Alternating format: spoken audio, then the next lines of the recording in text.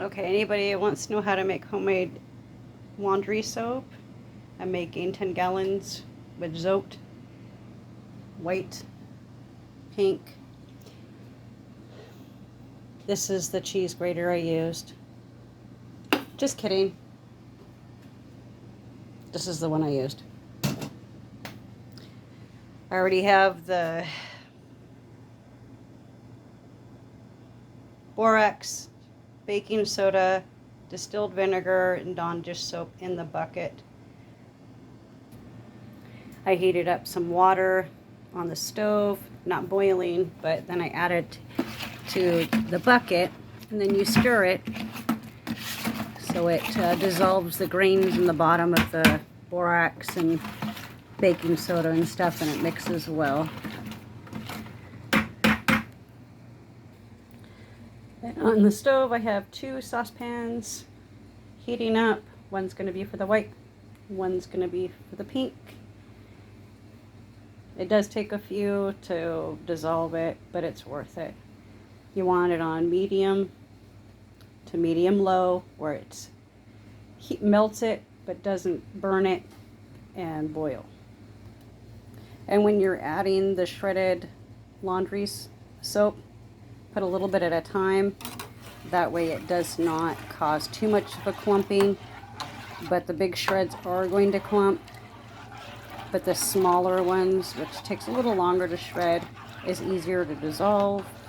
But you just lightly stir it, check it, make sure that it's not clumped. And if you want to, towards the end, you could take a whisk to it, which actually helps. So I got both the pink and the white soap going.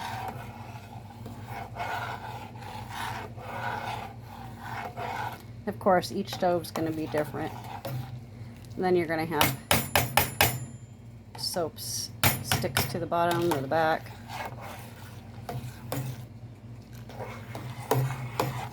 And you do this until all of it's done, and then I'll show you the next step. So since I've took them off the stove, I poured white one in one and pink in the other 5-gallon bucket, and now I am filling the saucepans with cold water and filling it up to the top. Then stir it, set it aside for a few days, and then I'll show you the next step. There are 3 kinds of soaps you can make this with, plus you can use the castle soap. I don't know how to do that, but this is how I make mine, with 3 different kinds, but 1 for each bucket. We've got the FELS NAPTHA, the pink ZOTE, the white ZOTE, baking soda, Dawn dish soap, borax, and white distilled vinegar. You can stir it 2 different ways. You can hook this up to a drill. Make sure you do the round one, not the square ones, because it doesn't work good in the 5-gallon bucket. Or I do it the cheap way, the Lowell's yardstick.